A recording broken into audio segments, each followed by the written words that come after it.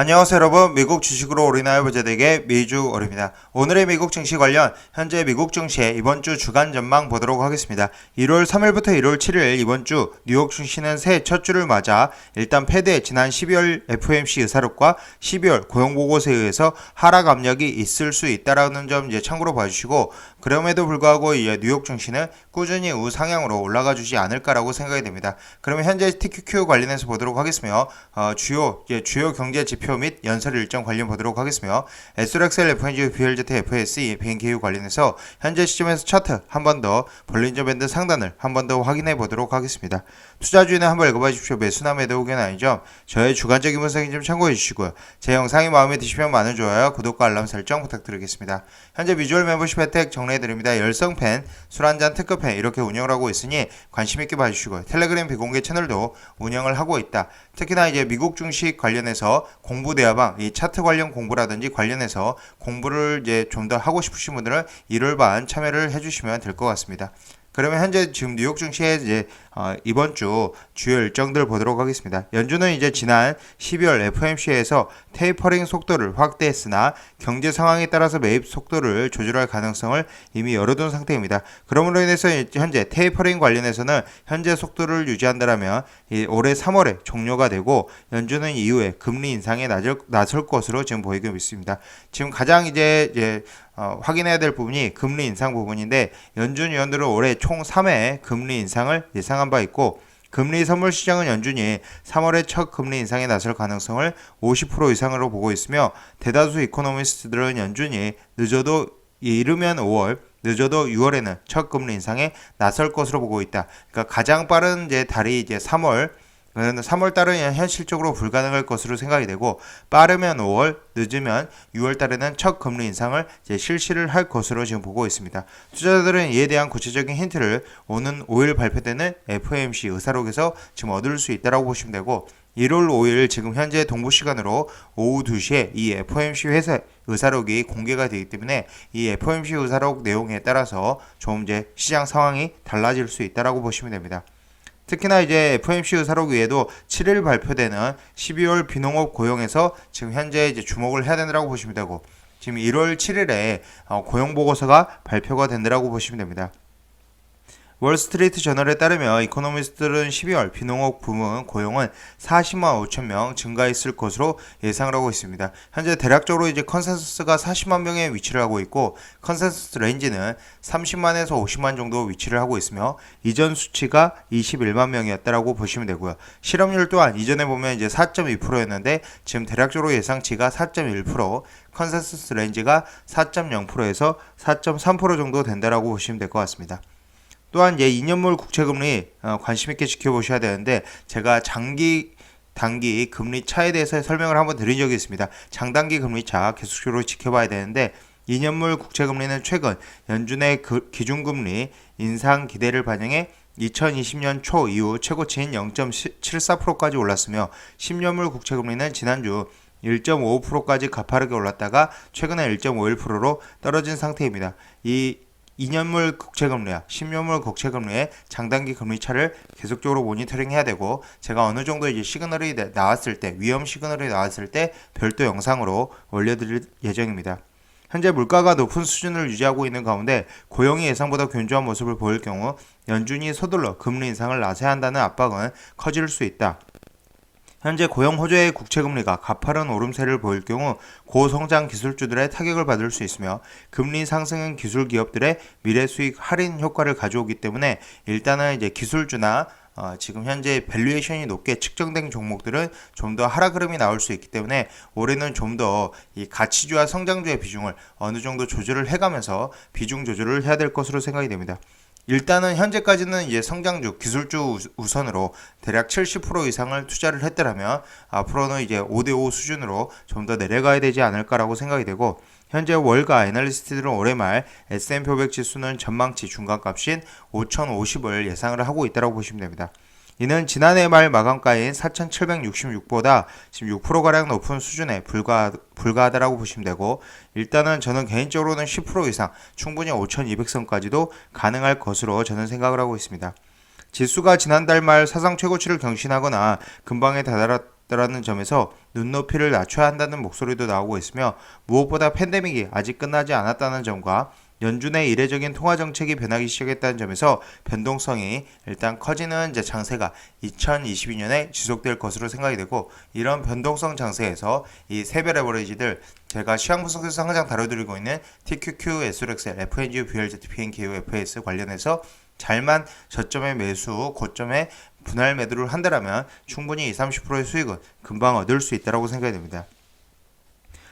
특히나 이제 최근 들어 이제 전문가들은 최근 몇 주간의 시장 흐름에 주목할 필요가 있다라고 조언을 하고 있으며, CNBC에 따르면 지난 12월 필수 소비재 섹터 지금 투자하는 이제 필수 소비재 섹터 펀드 가량이 10% 정도 올랐다라고 얘기를 하고 있고, 지금 기술주는 이제 10% 필수 소비재가 오르는 거에 비해서 기술주는 이제 3%밖에 오르지 못했다. 이렇게 12월 지금 거래일을 보면은 S&P 500 지수가 전체적으로 4.36%, 필수 소비재가 9.7% 가까운 상승을, 반면에 이 테크놀로지 분야에서는 3.05%, 뭐 리얼 에스테이트는 9.33%, 매테리얼 7%, 뭐 유틸리티 8.83%의 이런 상승률을 보여주었는데, 특히나 지금 현재 필수 소비재는 이제 인덱스, S&P 500 인덱스를 아웃퍼폼 했다라고 보시면 되고요. 그리고 이제 오히려 기술주들은 3%밖에 오르지 못했다라고 보시면 됩니다.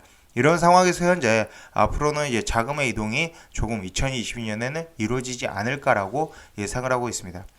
또한 이제 1월 27일 이제 가장 중요한 일정으로 26일, 27일 지금 FOMC 미팅이 또 추가적으로 있기 때문에 이때 금리 인상을 언제 올릴지에 대한 결정이 나지 않을까라고 생각이 되고, 1월 26일, 27일 금리 인상 시점에 대해서 잘 확인을 해야 될 것으로 생각이 됩니다. 1월 4일 추가적으로 이제 오펙 미팅이 있습니다. OPEC 오펙 미팅이 있는데, 4월 예정인 이제 석유 수출 기구 오펙 플러스의 이제 산유국들은 원래 회의도 있다라는 점에서 주목을 해야 되고요.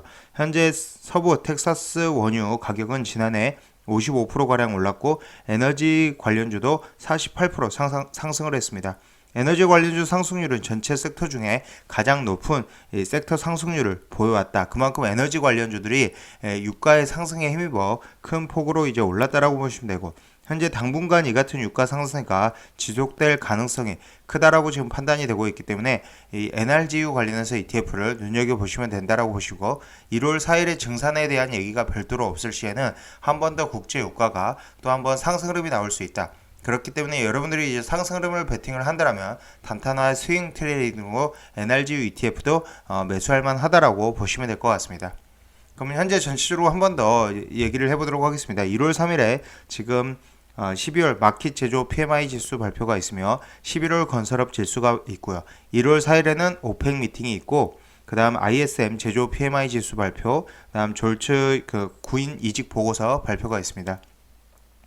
1월 5일에는 이제 ADP 고용 보고서가 발표가 되며, 현재 12월 마켓 서비스 PMI, 그리고 현재 모터비클 세일즈 차량 이제 판매량 관련해서 얘기가 있으며, 1월 6일에는 현재 11월 공장제 수주, 그리고 12월 ISM 비제조 PMI 무역 지수, 그리고 잡리스 클레임 주간 신규 실업보험 청구자 수 관련해서 얘기가 있다라는 점 참고로 봐주시면 됩니다.